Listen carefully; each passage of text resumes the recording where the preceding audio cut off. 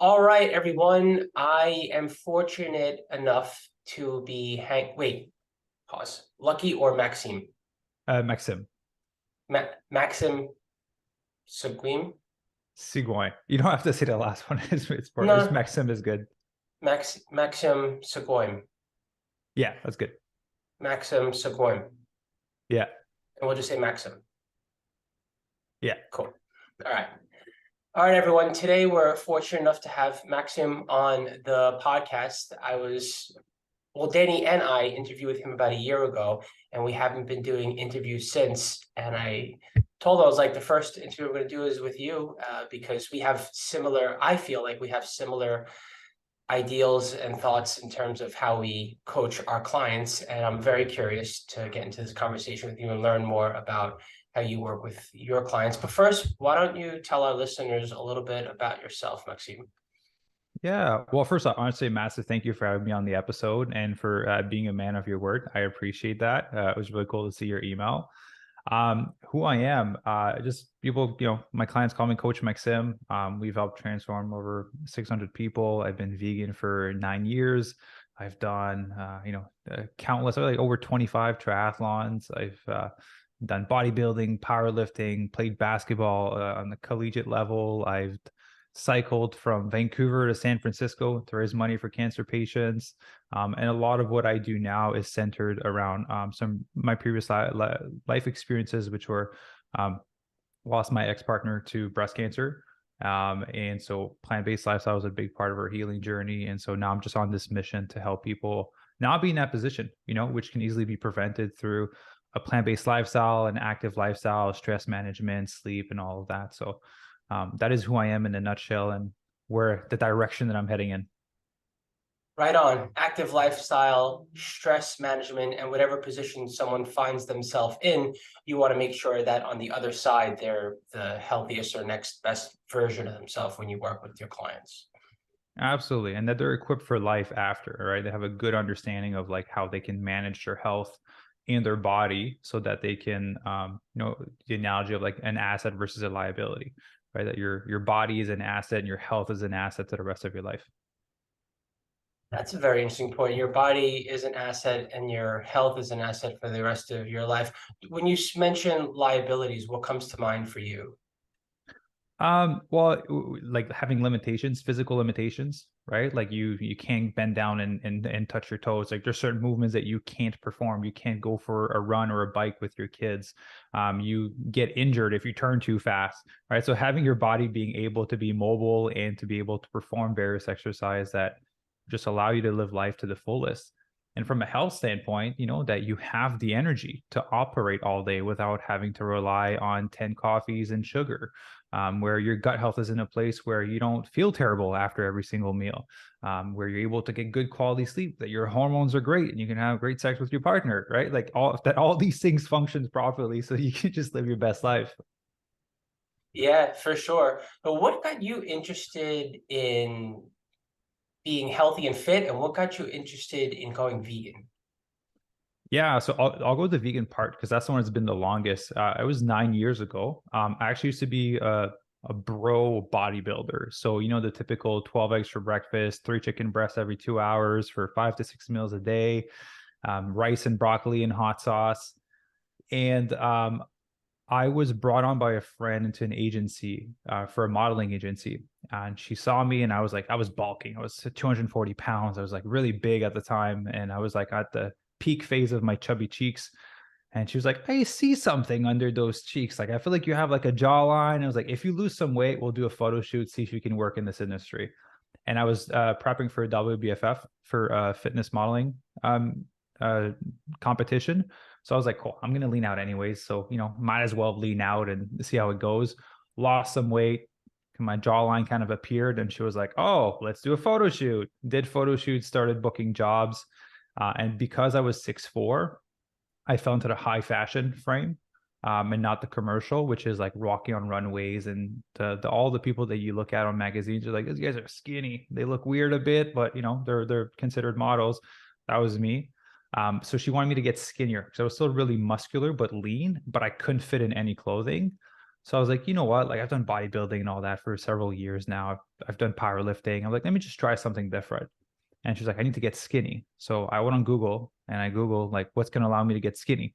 And they're like, vegans came up. Like vegans are skinny and weak, which is not true. But I was like, I don't care about being weak. I just need to get skinny. So I literally went vegan overnight. I swapped my 12 eggs breakfast and oatmeal for a bowl of blueberries, frozen blueberries, bananas, and dates. That was my first breakfast as a vegan.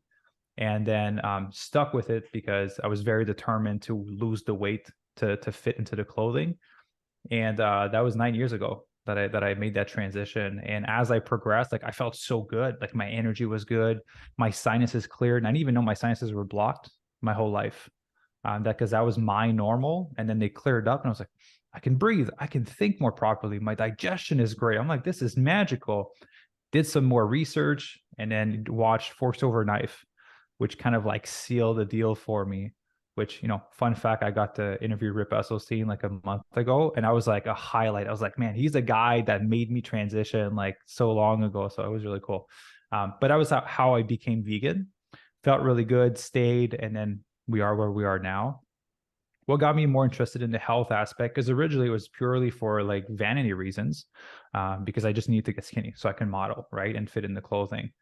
The first one was when I saw Forks Over Knife and I started diving into Cowspiracy and all those other documentaries.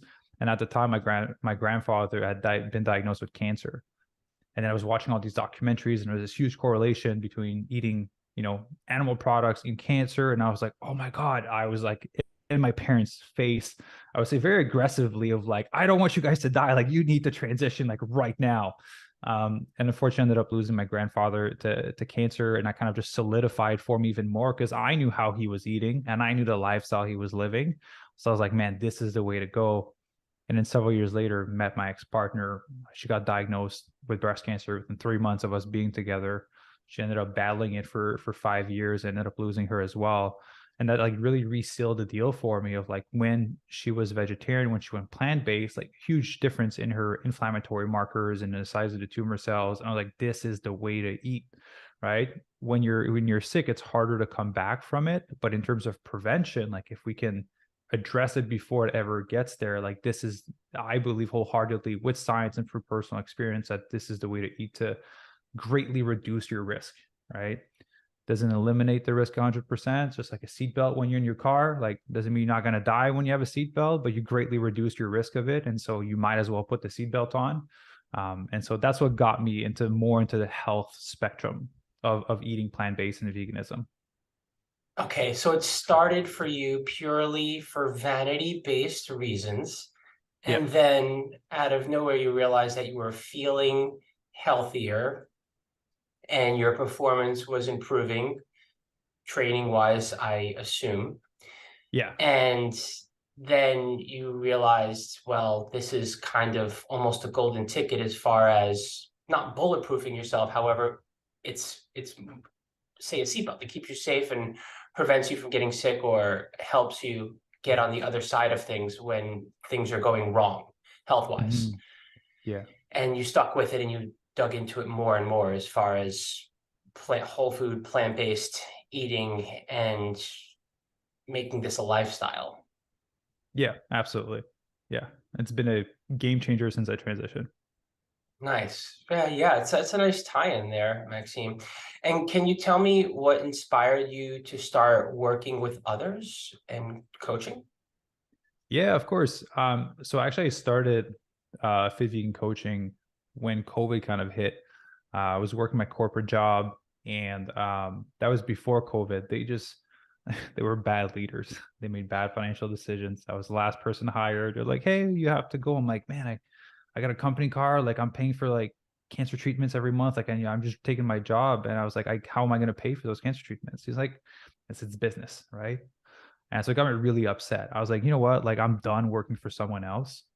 I went home and I tried to do like coaching on my own, and it really struggled. And then so I got into a gym, coached 3 clients. The gym shut down because of COVID, and I was back at home, no income, cancer treatments that I have to pay out of pocket. And then so finally found a mentor, showed me how to do it, and it just kind of exploded from there. But the reason I did it, it was like, that was my passion. I've been working out since I was 12 years old. I've always been active. I always did strength training. I started really young, but I just loved working out. I loved basketball, which is what I played at the time. And then veganism was a huge passion of mine, especially since my partner at the time was going through cancer. And I was like, we need to eat this way to like heal and add the prevention aspect for me in the future and for everyone around. I was like, and I just want to help people not be in her position, because I'm seeing on a day-to-day what it's like on the flip side when you lose your health. And whatever people think is worth it right now, like, I'm just going to watch Netflix a bit longer and not go to the gym because I'm tired from my long day of work, or like, I'm just going to eat a burger, or like bacon is a typical excuse, right? Because it's so good. Like, it's not affecting my health that much. But then when you're on the flip side, like, nothing matters, right? Like your career, your status, your money, the things you own, like nothing matters besides like, you just want to feel good every day. You just want to feel, not even feel good. You want to feel like a normal person every day. So to me, I was like, I don't want people to have to be on that flip side for them to realize of like, oh shit, I should change something, right? I would like to help people not be there so that they never have to do the work to try to revert back to a normal way of feeling. So that's kind of what sparked me heading in that direction. And I always knew I was going to do something with fitness in my life. Veganism came later, and then the reason why came later as well. But now it's like, it's deeply ingrained, and I'm in it for a lifetime. Nice, cool. So the idea sort of almost fell into your lap career-wise, and obviously you were more than passionate about it. You put effort and work into wanting to help others. And now here comes the fun part for me, right? You have this understanding of what someone's need is, right? They're not going to come to you what they need. They're going to come to you what they want, their bottom line. I want to lose 20 pounds. I want to look better naked, like whatever.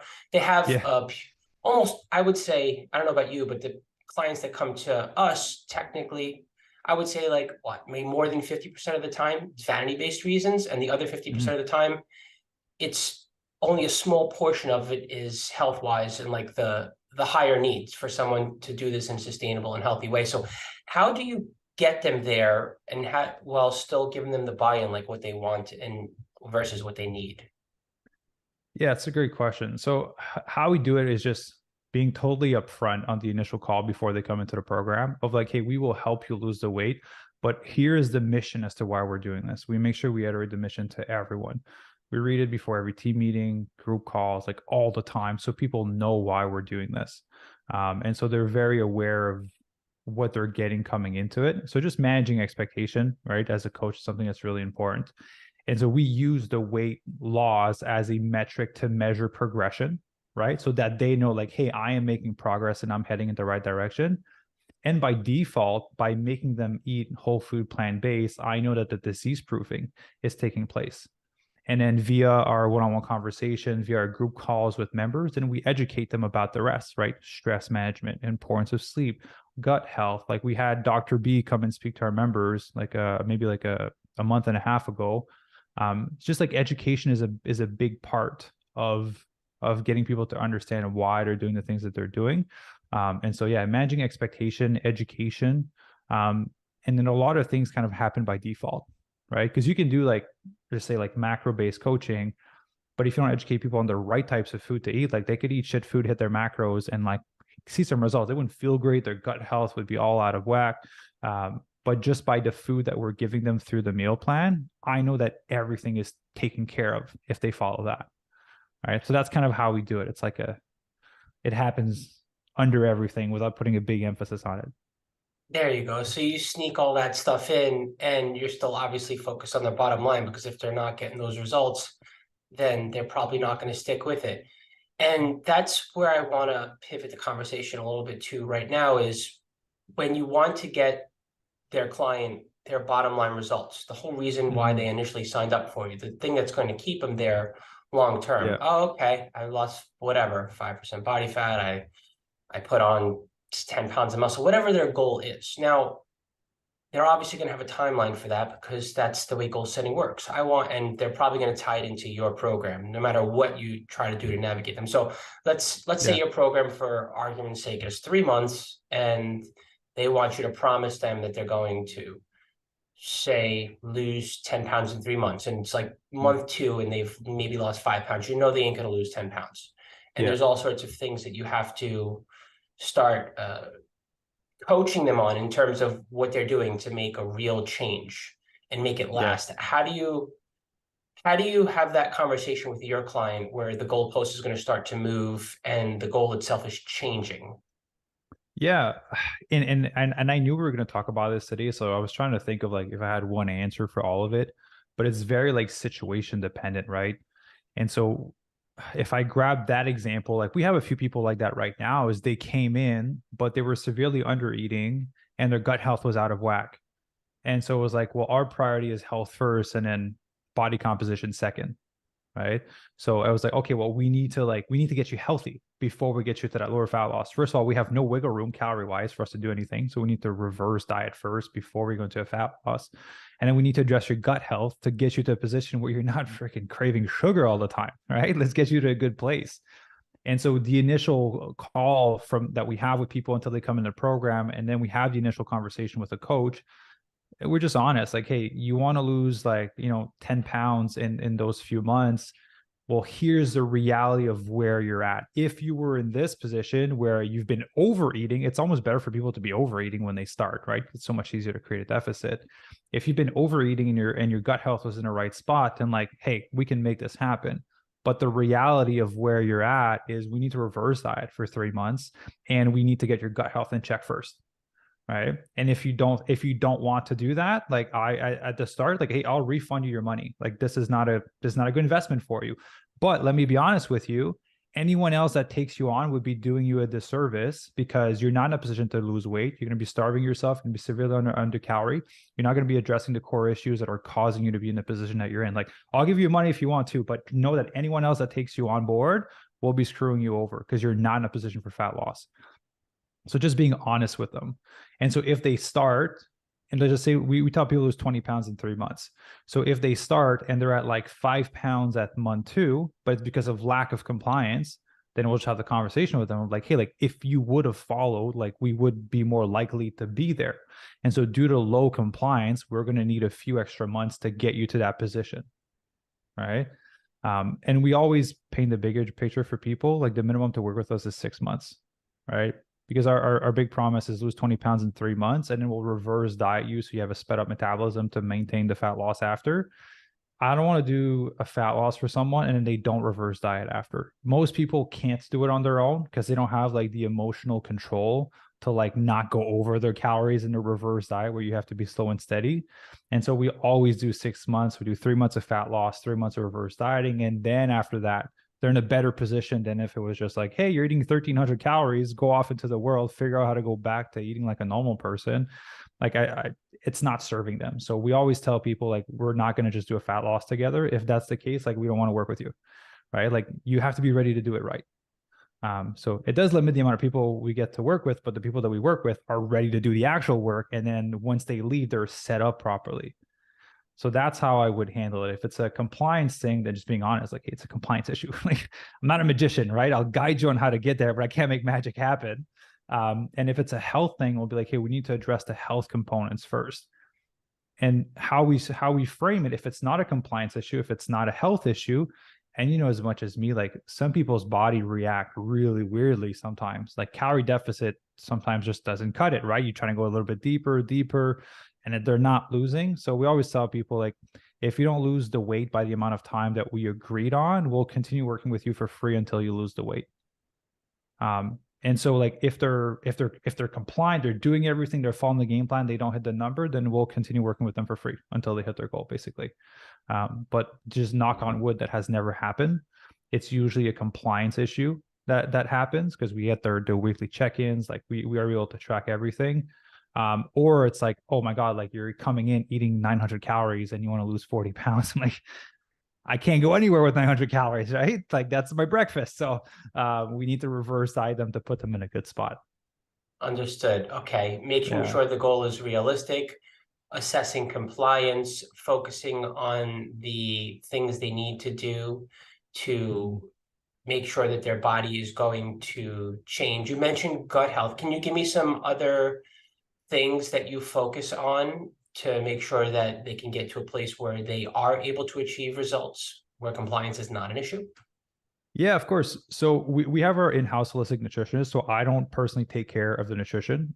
She has over 2008. She has like 15 years of experience as a holistic nutritionist in the vegan space. So depending on where people are at, if they have certain food sensitivities or allergies, or if they're dealing with other health conditions like PCOS, hypothyroidism, we'll tailor the nutrition to whatever they need for where they're currently at. Some people will go get them to do some tests, so we have better data on how to better coach them. And so for most people, like, to be honest, they're okay. Like, I would say 85 to 90% of people don't have like gut issues. They just be eating like shit food for a while, and once they eat whole food plant-based for a week or one or two, their gut is kind of back to normal. So just focusing on diversity and variety of plants does well for most people. It is the people that have a bit more like severe cases that we need to address, like dealing with Crohn's or things like that. Okay, balancing out with more fresh whole foods, produce and stuff like that. And that really Yeah. helps work things out gut-wise, because they've been eating like shit for a while. And now it's time to teach your body, like, hey, these are the kinds of foods that you want. And eventually your body craves that nutrition, and you feel good that when you realize you're more aware of when you feel like shit when you're not eating foods like that. Absolutely. Right. And you know, as much as me, like just rebuilding those gut bacteria to be able to digest a good type of food versus the bad type of food. And then it does change your craving levels. So I think I was talking with Simon, I think it's like two-ish weeks, 2 to 3 weeks for it to be like a good switch in the amount of gut bacteria that you have for the foods that you are eating. So it does take a little bit of time for you to adjust. And for most people that don't have crazy gut issues, like after 2 to 3 weeks, they're fine. They're just like, cravings have gone down. I'm craving more whole food plant-based. It makes me feel better. It makes me feel like shit when I eat food that's more processed. Yeah. So that's kind of how we handle it on a case-to-case basis, because everyone's a little bit in a different position. Gotcha. And so they finally focus on that stuff, and then they start to feel better, and they're accepting that it's a little bit of a longer path before they can see their bottom line results. Yeah, absolutely. I know one thing I thought of when you talked about like moving the goalposts for goals, like not everyone that comes in to like one of our coaching program knows exactly how much weight they want to lose, right? It's more of like a number of like, oh, I feel like if I lose 30 pounds, I'll be in a good spot. Or if I lose 30 pounds, I'll be the weight that I was in college. I'm like, you're 60 right now. Like, it might not be the same thing from when you were 20. You won't look the same way from losing that 30 pounds. So I feel like people do several things. They either say the number that's safe. They're like, I want to lose 20 pounds. But then you look at their photos, you probably have like 40 to lose, right? And so it was like, is 20 like the number that you're like comfortable with? And like, what's the real number of what you'd like to see? And it's always a bigger number. And a lot of the times we just reevaluate and reassess as we get closer to it, right? Because everyone has this idea of like, when I lose 20, 30, 40, I'll look a specific way. And then they get to it, they get close to it, and they're like, shit, like I need to lose another 10 or 15 pounds to actually be where I want to, right? It's more of like a specific look and feeling that they actually want versus a number on the scale. Because if I say I weigh 195, that's irrelevant to you. It means something different to you. So for someone, it's like completely overweight. For someone, it's underweight, right? It's just a number. So it's more of a look and a feeling that we're looking for, and that's why we reassess as they progress along. That's normally how we do it. We do have some people that try to move the actual goalposts of like, I said I want to lose 40, but like 20 is good. That's a different conversation, because it's like, hey, you told me you wanted to run a marathon, and that was the thing that was important to you. You're 10K in, and now you're like, well, let me just move the finish line here because I'm kind of tired of running. Then it's a different thing, right? So then it's about like just like discipline and commitment to the ultimate goal that they set out for themselves. And then it's trying to make them realize like, hey, like you said that this was as important to you. You told me the exact reason why you want to lose this amount of weight. Because and unfortunately, something I hear often, it's like, my dad passed away when he was 50 or like 40, and I'm going to be 40 next year. So I want to be in the best shape of my life, because to me that's important, because I don't want to follow my dad's footstep, right? So it's like, well, you told me this was important to you. Like, just don't quit out of laziness right now. Like, I know you have it in you. So yeah, we case by case basis. Case by case basis, finding their reasons, they wind up coming to it themselves as far as changing their goals. Do you find sometimes you're on the other side of the conversation where they're coming to you and saying, I want to be able to play with my children, I want to be able-bodied into my age, et cetera, and you're like, okay, well, let's focus on getting you stronger lifting this amount of weight on this exercise, or let's focus on your body composition? And if so, how do you get them there? Yeah, of course. So in August of 2022, we had not August, June of 2022, we had a huge influx. I did a few interviews with Chef AJ. You familiar with her? Yeah, so I did a few interviews with her, and that brought in a lot of members into our program, which were ranging from 50 to 80 years old, which was a bit of an older demographic that we were normally coaching. We're normally around the 40 to 50 range. And so the desires and the outcomes that they wanted were different, right? Stronger bones, more lean muscle mass, less risk of injury. Those were all things that are a little bit more important to them. So, but what we did is the same thing we do for someone that's 40 or 50, right? I'm not going to make them do there's no crazy exercise you can do, like a deadlift, right? A squat, a bench press, depending on if they had if we had someone with fused spines, hip replacement surgery. So depending on where they're at, we would give them exercises that were appropriate. But the base of strength training is the thing that will allow you to build lean muscle, is the thing that will allow you to strengthen your bone. Like bone bearing activity is extremely important, especially in your older age, right? For your nutrition, making sure you're getting all your variety of vitamins and nutrients. You're getting enough calories in to sustain what you're doing. The basics are the same, right? Whole food, plant-based, variety of food. Make sure you get enough protein through your nutrition, bone-bearing activities through strength training. So you build some muscle, you strengthen your bone, and doing a little bit of mobility work, right? So you're able to move and you don't pull something or get injured as easily. Like the basics is the same. Maybe the intensity of the workout at which they push is slightly different, but the basics are the same. We had a member with the greatest name. His name's Thor. He has the best hair ever, right? Thor was 71. Think of 71-year-old hair. That's Thor. It was a classic. He's an awesome man. 71 years old, lost 35 pounds. So much stronger, mobile, feels so much better, so much more energy. And it was just really beautiful to see him transform, and other members that we've had in the 50 to 80 age group just regain a second life, basically, right? And then honestly extend the duration and quality of their life by making these changes. Yeah, that's pretty cool. It's right. You have a certain idea in mind on what you're going to do when you work with someone, excuse me, training wise and nutrition wise.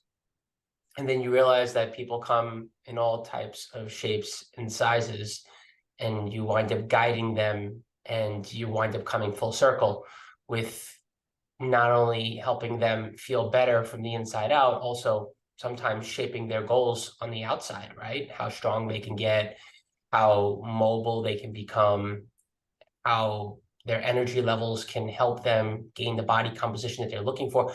I don't know about you, Maxime. I find that sometimes people, even in what should be the safest environment, talking to a coach who works on all kinds of goals, including body goals, people are afraid to talk about that stuff. You have to start to talk about it with them, for them. Do you ever find yourself in that position with your clients? To be scared to exercise?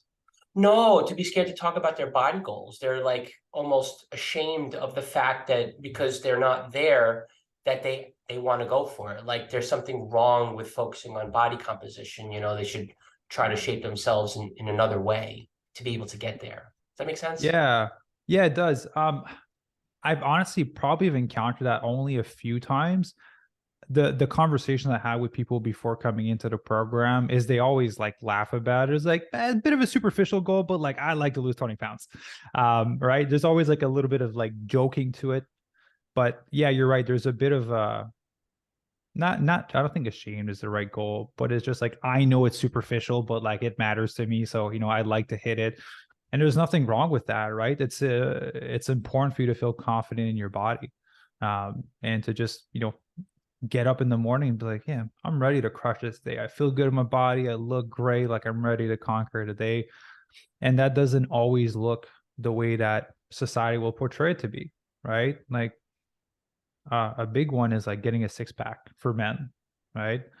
When I have a six-pack, I feel like shit. I've had a six-pack like 15 times in my life. I don't feel good.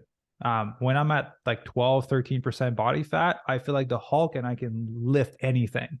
So I'm okay with having a bit more body fat, right? So to me, is like, maybe I don't look shredded, but like I feel awesome. So to me, that's more important.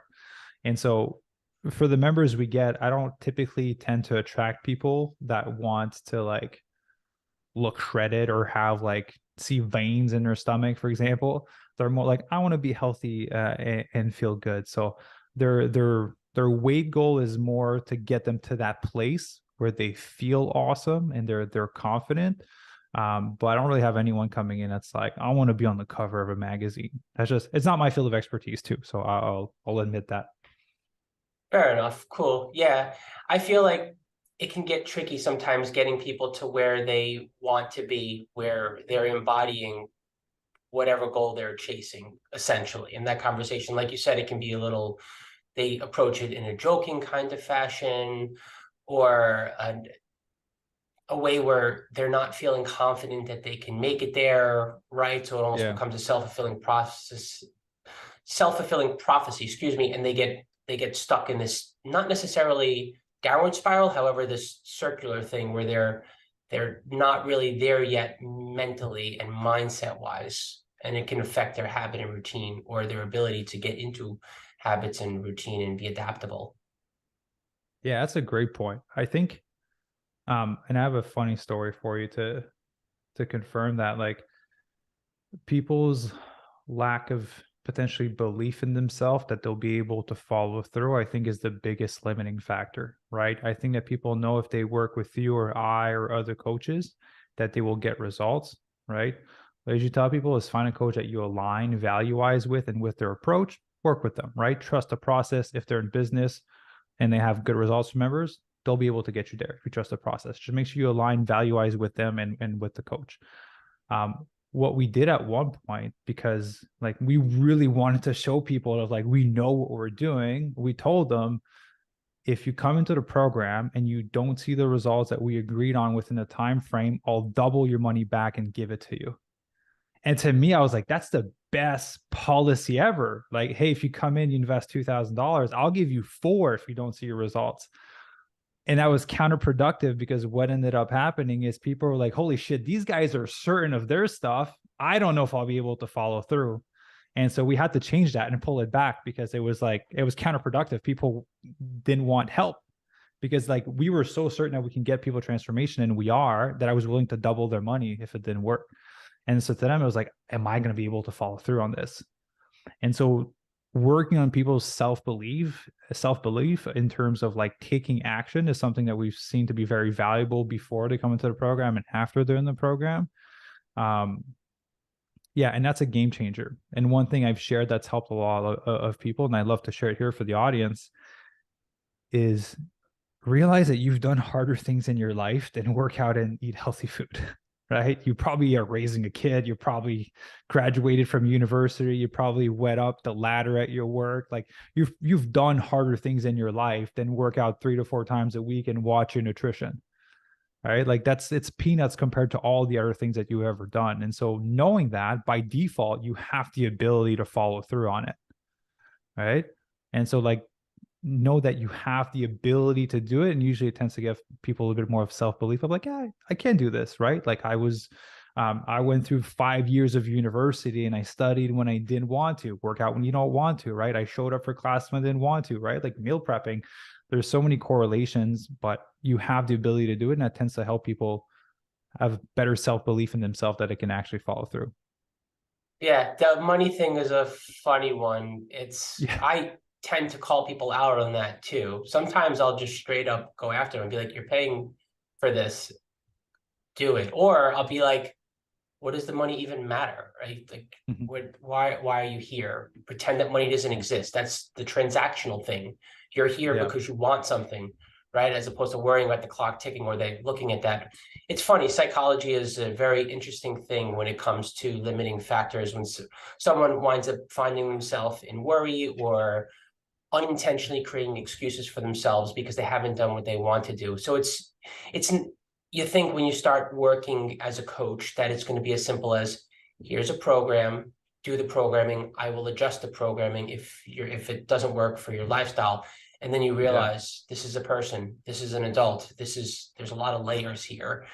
And it just gets very interesting when you actually find out what their goal is. And I find that whatever someone comes at one of our coaches with over here as their initial goal, I don't know, more than 7 times out of 10, it's not what the goal is 6 months down the line. Yeah.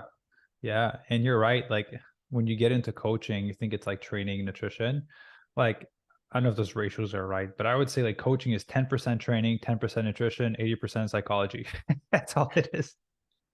Right? Because everyone has different limiting beliefs, different perceptions about life and themselves and how they handle obstacles. Everyone deals with hardship differently.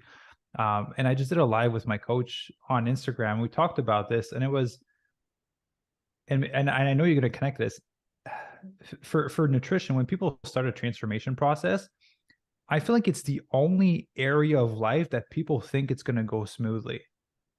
Like everything's going to be perfect, right? You go to university, you're going to fail exams, right? You're going to have bumps in the roads. You're going to not pass some stuff. You're going to pass some stuff, but overall you graduate, right? You go to your work, you're going to have some failures. You're going to learn, you're going to move forward. But when people start a transformation, there's almost like a self-belief that like, I'm going to do perfect the whole way through and there's going to be no bumps in the road. Like it's the same as any other area of life. You're going to fail. You're going to have bumps in the road. You're going to have deviations, right? But it's just how you handle those deviations. When you fail an exam, like you study harder and you pass the next one, right? Like if you eat a shit meal on Saturday morning for brunch, you don't throw the rest of the day away. You just win the next meal, right? Like you don't have to like keep throwing in the towel every time. So I always find that interesting how there's an expectation of perfection as they start their transformation. It's a hard journey. Like there's a lot of emotion and psychology involved into like getting someone to stick to a game plan the whole way through. Yeah, it definitely is. And then you don't want to wind up bordering on it being more counseling than coaching. And that can be a fine line sometimes. And you got to pull it back and be like, okay, well, we still have to do A, B, and C, right? Train, eat well, and take care of yourself. Sleep. Yeah. Get enough sleep, good quality sleep, and stay hydrated essentially, and manage your stress. For example, what are some ways you help clients manage their stress levels? Yeah. So multiple ways. So one of them is we have like 7 daily habits that we put all of our members' profile. So it's like they have like a thing to do list, like a digital thing on our app, so they can like check it off every single day. One of them is 7 to 10,000 steps per day, right? Obviously for calorie expenditure, moving lymphatic system and all that. But one's like, it gives you time to think, to not like be in the busyness of life as you're walking, right? So we invite them to like, don't listen to music, just like walk and be present with yourself. Have a long time, downtime where you're not bombarded by the stress of life. That's huge for mental health. Like I love my walks. Or obviously like drinking water, but a big one is 1 minute of meditation daily. And the reason we put 1 minute is because, let's be honest, the hardest part is to freaking sit down and meditate, right? But if you can get yourself to sit down and meditate, you're more likely to do longer. So we tell people like 1 minute minimum, right? The hard part is sitting down. So if you know it's only 1 minute, you're more likely to like find the time to sit down for 1 minute. And if it feels good, keep going, right? Most people end up doing 3 to 5 minutes once they sit down when they are originally committed to 1. So it's kind of like my little way to get people to like just practice the muscle of sitting down. And then sometimes they just do 1 minute, but if you feel good, just do a little bit longer, right? So that meditation piece. And then we have a lot of education around sleep, right? I'm a big fan of like Oura Ring, Whoop, and all these tracking devices, tracking your HRV and all that. Getting good quality sleep, right?